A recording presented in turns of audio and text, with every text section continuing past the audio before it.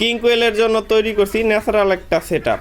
King কোয়েলের পাশাপাশি এখানে অন্যান্য পাখি রাখারও চিন্তা ভাবনা আছে। তো অলরেডি ভিতরে কিছু বাজিগরও রাখা আছে 2 পেয়ারের মতো, আর এখানে আছে 3 পেয়ারের মতো কিং কোয়েল।